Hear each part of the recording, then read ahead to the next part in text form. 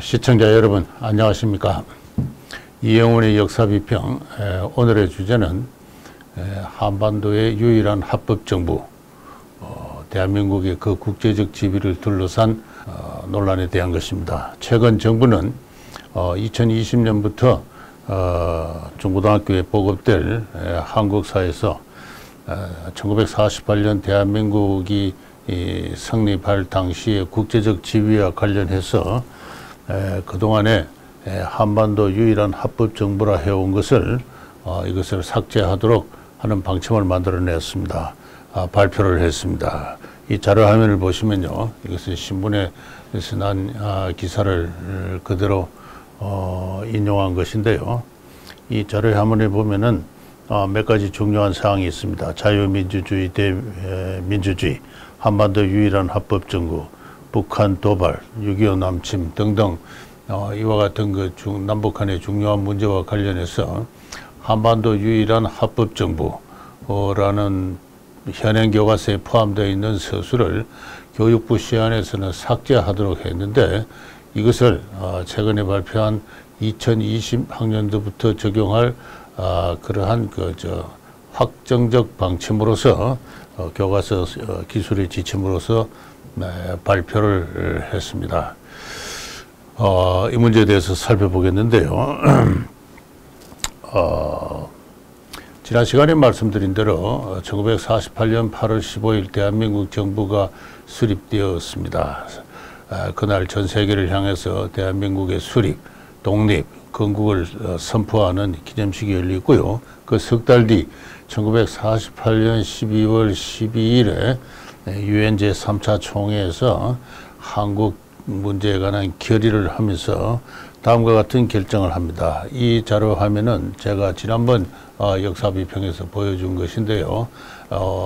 이쪽이 왼쪽이 영어 원문이고 오른쪽이 제가 번역한 것입니다. 48년 12월 12일에 있었던 한국 총회 결의는요, The General Assembly, 유엔 총회는 declares, 선포를 했습니다. 세 가지를 선포했습니다. 그 영어 원문에 보면 제가 붉은색으로 표현한 that. 그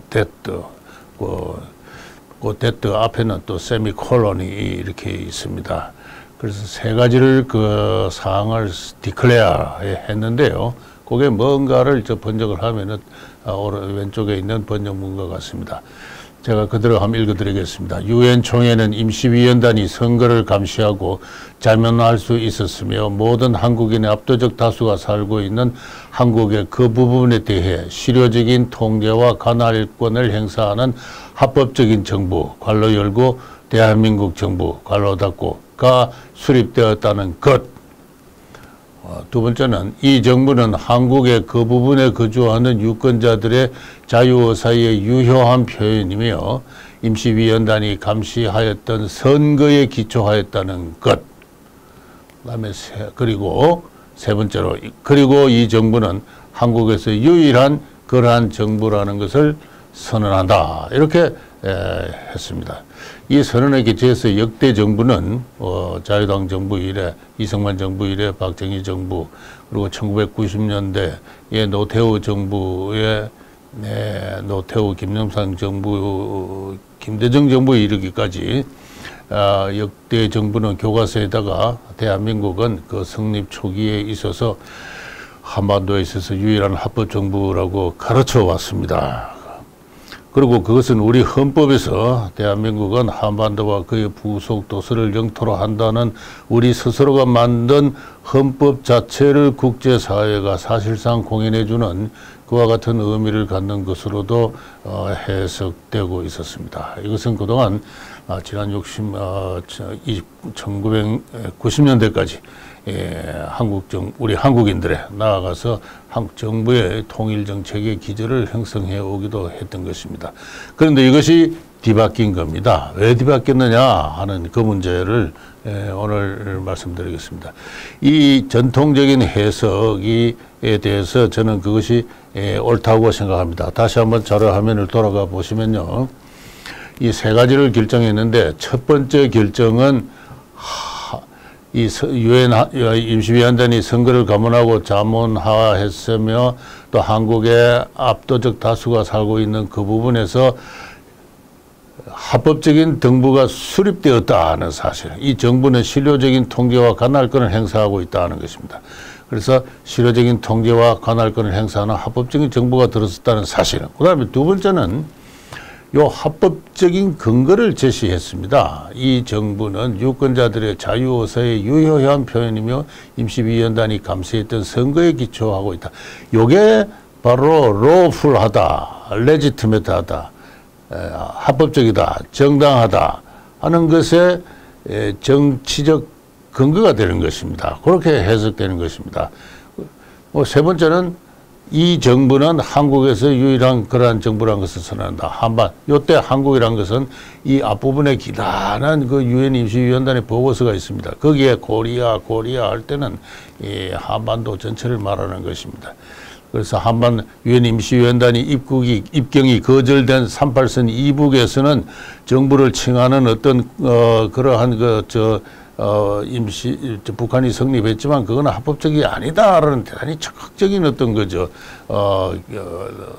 내용을 담고 있고요. 바로 그래서 그 다음 해에 1950년에 북한이 남한을 침공을 했을 때 6.25 전쟁을 일으켰을 때 유엔은 불법적인 침공이다라고 유엔이 합법 정부라고 승인한 그 정부를 유엔이 사실상 불법 정부라고 규정한 그 정부가 침공을 했으니까 유엔이 국제적으로 대응을 했던 것입니다. 저는 이 전통적인 해석이 옳다라고 생각합니다. 근데 여기에 대해서 이제 이의가 제기된 게 1991년이에요.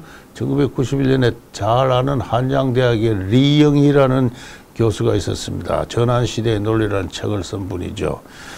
이분은 이분은 한마디로 말해서 모택동주의자입니다. 모택동주의자고 그랬던 만큼 또 철저했던 반미주의자였다라고 이야기할 수 있어요. 그렇게 정의해서 전혀 그 사람에게 뭐 명예훼손이 될 만큼 잘못된 해석은 아닙니다. 그건 철저하게 마오쩌둥주의자로서 중국 혁명을 그야말로 낭만적으로 미화했던 그런 분이고, 그 점에서 반공 이데올로기에 나름의 부작용에 찌들려 있던 어떤 한국의 젊은 세대들에게 큰 지적인 충격을 준 분이죠. 이분이 1991년에 다음과 같이 어느 신문기고에서 그렇게 이야기했어요. 대한민국 정부는 성립 당시부터 한반도의 유일한 합법정부라는 신화에 사로잡혀왔다 하면서, 신화다라고 하면서 이것을 해석을 하기를요, 다시 이렇게 자료화면으로 돌아가면은 이 마지막 부분에 있어서 유엔이 This is the only such government in Korea 했을 때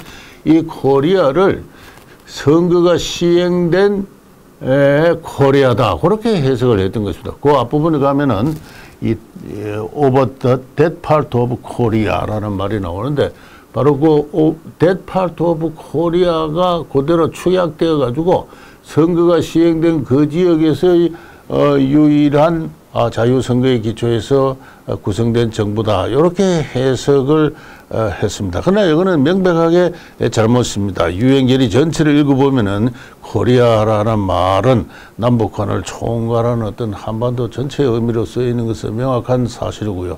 그 다음에 그것은 형식 논리인 것은 38도선 선거가 시행된 그 지역에 대한민국 정부와 겨루면서 경쟁하면서 정부를 칭하는 또 다른 정부가 있었다면 그것이 말이 되지만은, 그러나 그러한 정부는 없었습니다. 그래서 리영희 씨는 그의 철저한 어떤 반미 노선에 입각해서 대한민국의 합법성을 부정해 보는 어떤 그러한 어떤 기분으로 그와 같은 이야기를 하기 시작했는데, 그러나 이것은 당시 광범하게 민주화 운동의 민주화 세력, 민주화 운동의 어떤 이데올로기로 이게 스며들기 시작했습니다. 언제 다시 이야기를 하겠습니다만, 한국의 민주화 운동은 대한민국의 법통성을 부정하고 있음에 그들이 새로운 법통을 갖는 나라를 건설하고 있다는 이와 같은 역사의식에 충실했던 하나의 정치 세력입니다. 그 사람들한테는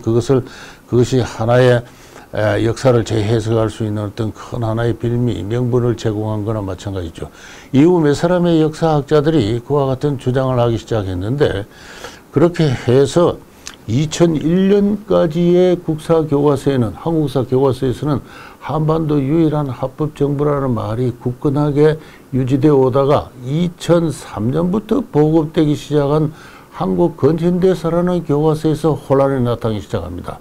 그 당시 6종의 교과서를 검토를 해보면요, 어떤 교과서에는 한반도 유일한 합법정부로 쓰기도 하고, 또 어떤 교과서는 애매하게 그냥 한반도라는 말을 빼고 그냥 합법정부임을 승인했다 그렇게 하고, 또 어떤 교과서는 선거가 시행된 38도 이남의 합법정부라고 쓰기를 했습니다. 이렇게 혼란이 계속 지난 2003년부터 한 2010년까지 이어졌습니다. 2010년도에 지금 현행 한국사 교과서가 보급되어 있는데요. 8종인가 보급되어 있는데 그걸 보면은 거기서는 대개 선거가 시행된 38도선 이남에서 합법정부다 이렇게 되어 있습니다. 물론 한두 교과서는 그렇지 않습니다만은 한반도라는 전통적인 어떤 해석을 고집하고 있습니다만, 그래서 지금도 역사 교과서는, 거민정 교과서는 그 종류에 따라서 혼란을 일으키고 있는데, 시간이 지남에 따라서 점점 리영희 교수가 제기한 그 학설을 채택하는 교과서가 늘어가고 있습니다. 그래서 지난 박근혜 정부가 이 문제를 시정하기 위해서 한반도에서 유일한 합법정부라는 전통적인 학설로 교과서를 쓰라라고 그렇게 그 거민정의 기준을 정하고 정했을 때 역사학자들이 반발을 하고 했던 것이죠. 그러다가 드디어 지금의 정부가 들어서면서 신해석을 그것을 이제 정식 2010년부터 교과서로 채택하겠다는 것입니다. 근데 저는 이 신해석에 심각한 문제가 있다. 당초 그 문제를 정의한 리영희 교수는 그야말로 문장을 왜곡해서 코리아라는 것을 아주 좁게 해석을 해서 의도적으로 좁게 해서 그와 같은 설을 만들어냈는데요. 그 다음에 이 설을 본격적으로 제기한 사람은 제가 아는 범위 내에서 말씀드리자면은 서울대학교 국제대학원에 있는 박태균이라는 역사학자입니다. 뭐 논문을 쓴 것도 아니에요. 신문 칼럼을 한 2편 정도 쓴 것에 불과합니다. 신문 칼럼을 쓴 것을 가지고, 몇 편의 신문 칼럼을 가지고 한 나라가 그의 전통적인 역사 해석을 바꾼다 하는 그것이 오늘날 우리 이 현대 한국의 슬픈 어떤 그 현실입니다. 이 설을 주장한 이 박태균 교수가 쓴 칼럼을 지금부터 검토해 보겠습니다. 이 자료 화면이 그것인데요. 2013년 경향신문에 박태균 교수가 쓴 한반도 유일의 합법정부론이라는 전통설을 부정하는 논리입니다. 첫째는 유엔이 승인한 대한민국 정부의 합법적 관할권은 임시위원단이 선거를 감시했던 38도선 이남에 국한된다 하는 것입니다. 이분은 그러니까 요 표현에서 알 수 있듯이 합법적이라는, 합법적 정부의 그 합법성을 합법적 관할권으로 해석하고 있습니다. 그래서 요 합법적 관할권은 아까 제가 보여드린 이 자료에서 바로 첫 번째 결의되어 있는 거죠. 한국은의 그 부분에 대해서 실효적인 통제권과 관할권을 행사하는 합법적 정부라 했는데, 요 관할권을 이분은 합법성의 그 내용과 그 범위를 보는 것입니다. 그렇게 해서 유엔은 이 합법적 정부가 관할권을 행사하는 것 자체가 38도선 이남 임을 분명히 했다는 것입니다. 이게 이분의 논리의 처음과 끝입니다. 저는 이 논리에 대한민국 정부의 관할권이, 비록 우리 한국 정부가 한반도 전체라고 헌법에서 규정하고는 있지만은 국제사회에서는 그것이 그렇게 널리 통용되지 못하는 제약이 있다는 것은 제가 잘 알고 있습니다. 유엔 총회는 분명히 합법적 정부로서 대한민국이 38도선 이남의 관할권이 있다는 걸 명확히 했습니다. 바로 그 이유로 해서 이 박태균 교수도 설명하고 있습니다만은 6.25 전쟁 때 38도선 2분으로 한국군이 진격할 때 그것을 유엔은 처음 얼마간은 인정하지 않았습니다.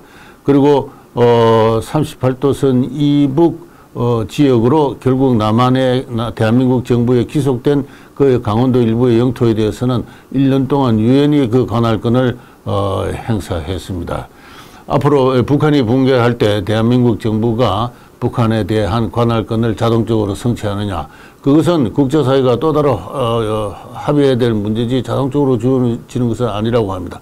저는 그 말은 옳다고 생각합니다. 그런데 이 박태균 교수는 이 합법성을 관할권의 범위로 축소 해석을 하고 난 다음에 그 다음에 유엔 결의의 두 번째, 세 번째에 대해서는 이야기를 하고 있지 않습니다.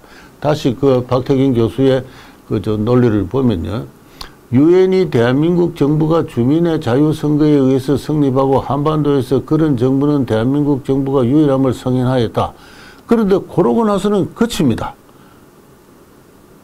다시 말해서 그렇지만 그것이 대한민국의 유일한 합법 정부임을 의미하는 것은 아니다라는 그와 같은 논리를 그 문장에 깔고 있어요. 대한민국 자유선거에 의해서 정부가 이루어졌고 그런 정부는 한반도에서 대한민국이 유일하다는 것을 유엔이 승인했지만은 이것이 유엔이 대한민국 정부가 한반도에서 유일한 합법 정부라는 것을 의미하는 것은 아니다.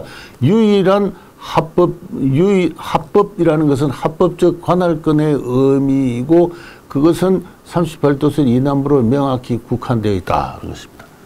이런 논리입니다. 그래서 제가 이분은 유엔의 세 가지 결의, 선언을 하나의 전체로 보지 않고 다시 말해서 첫 번째 결의와 두 번째 결의와 세 번째 결의가 하나의 유엔 전체 결의 속에서 하나의 유기적 구성을 갖고 있는 것을 해체를 합니다. 그리고 두 번째, 세 번째에 대해서는 아무런 의미를 부여하고 있지 않습니다. 바로 여기에 이 박태균 교수의 의도적인 문장의 왜곡 읽기가 들어가는 것입니다.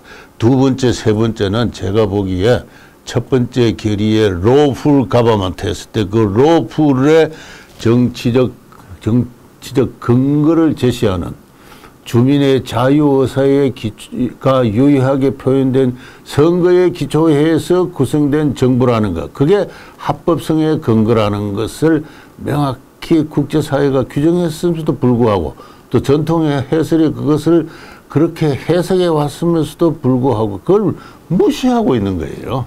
무시하고 있는 거. 아주 의도적인 무시입니다. 그리고 합법성을 관할권이라는 어떤 아주 어떤 실정적인 어떤 그런 정부의 통치 행위로만 다시 말해서 어떤 정부가 유효하게 주민을 통제하고 관할하고 있으면 그것은 그 정부가 어떻게 구성되었든 간에 합법적이라는 아주 메마른 어떤 법실정주의에 입각해서 그의 해석을 관철하고 있습니다. 따라서 해석이 부분적이고 말해서 전체 세 가지 결의 자체를 해제시킨 다음에 한 가지만 과대하게 의미를 부각시키는 그러한 어떤 해체적이고 왜곡적인 어떤 그러한 해석을 하게 된 것입니다. 그래서 박태균 교수는 이어서 주장하기로요. 실제로 6.25 전쟁에서 유엔은 38선 이북에 대한 대한민국의 관할권을 인정하지 않았다. 그 다음에 1974년 박정희 정부가 남한이 북한의 유엔 동시가입을 제안하고 드디어 91년 유엔이 남북한의 동시가입을 승인함으로써 남한의 유일한 합법정부로는 그 실효성을 잃었다. 따라서 실효성을 잃은 그러한 어떤 규정을 자꾸 되풀이하는 구태의연한 어떤 냉전 논리를 청산하라 하는 것이 박태균의 주장입니다. 이에 민주화 이후 역사학자들은 남북한 동시가입 이후의 역사학자들은 대한민국의 국제법적 지위를 수정해서 2003년부터 교과서부터 유일한 합법정부를 삭제해갔다. 이렇게 주장을 하고 있습니다. 저는 문장을 잘못 읽었다. 박태균 씨는 제가 알기로 영어를 잘하는 사람입니다. 그러나 영어를 못하기 때문에 그런 게 아니라 시각 자체가 왜곡되어 있기 때문에 그렇습니다. 그가 이야기한 합법성은 아주 유효한 관할권의 의미로 아주 축소되어 있다. 그리고 문장 전체가 유엔의 결의 문장 전체를 의도적으로 해체했고, 두 번째, 세 번째 결의에 대한 담긴 어떤 중대한 어떤 정치적 의미를 완전히 배격해 버렸다, 그런 것입니다. 그리고 엉뚱하게 1970년대 이후에 한국 정부의 행위를 문제 삼고 있는데, 그거는 나중 이야기입니다. 나중 이야기예요. 나중 이야기. 역사는 변하는 것이죠. 우리가 아무리 북한의 합법성을 부정해도 현실적으로 존재하는 정부입니다. 정부고, 따라서 20년, 30년이 세월이 지난 뒤에 91년에 남북한에 동시 가입을 하게 되면 그 나름의 그 어떤 국제 정치적 행위예요. 그건 그렇게 서술하면 됩니다. 그러나 48년 8월 15일 대한민국의 정부 수립에 갖는 국제법적 지위, 뒤이은 6.25 전쟁에 있어서 유엔에 참전, 요 대한민국의 성립과 이후 한 10년, 20년 사이에 벌어진 대한민국 스스로가 보지해왔고 국제사회가 지지해왔던 그 국제법적 지위를 역사학자가 임의로 그것을 바꿀 수는 없습니다. 역사학자에게 그런 권리가 주어진 건 아니에요. 없던 사료가 나온 거 몰라도 잘 알려진 사례를 잘못하고 왜곡해서 해체하고 왜곡해서 그런 새로운 어떤 설을 만들어내는 것, 역사학자의 본분을 저는 일탈했다고 생각합니다. 그러나 역사학자가 본분을 이탈한 건 좋습니다. 이러한 소수의 학설이 제기되었을 때 이것이 정부 당국에 의해서 어떠한 어떤 효과적인 방어도 없이 정부가 외교부는 뭐 때문에 있는 겁니까? 외교부 산하의 수많은 연구소는 무엇 때문에 있는 겁니까? 각 대학의 정치학과 외교학과는 무엇 때문에 있는 겁니까? 아무도 거기에 대해서 반론을 하지 않습니다. 왜? 주장 자체가 지극히 정치적인 것이기 때문에 그렇습니다. 그래서 한국에서는 이 한국이라는 사회는 고도의 국가주의적 어떤 통합의 원리를 갖는 사회는 학문조차도 정치적이다. 어떠한 학설도 정치적인 어떤 함의가 띄고 정치 세력과 결부되어서 주장될 때 여기서 객관성은 담보되기 힘들다. 역사학자가 대한민국의 국제법적 지위를 바꿀 수 있습니까? 펜대에서 엉터리 해석을 통해서. 그러나 그것이 현실적으로 통합니다. 통해가지고 드디어 지난 15년간의 혼란을 겪은 다음에 이 정부에서는 대한민국 성립 당시의 국제법적 지위를 완전히 바꾸겠다는 거 아닙니까? 그죠? 바꾸겠다는 것이죠. 이러한 정치와 역사가 구분되어 있지 않는, 역사가 정치로부터 자립되어 있지 않는 그러한 후진국적 정신의 현상, 그 정신 형상의 어떤 서산한, âm울한 한 장면을 최근에 신문 기사를 보면서 저는 다시 한번 느꼈습니다. 여러분, 제시된 자료 세 가지를 한번 돌려서 고정시켜 놓고 보면서 다시 한번 저의 이야기를 한번 음미해 보시면 감사하겠습니다. 예, 오늘은 이만 줄이겠습니다.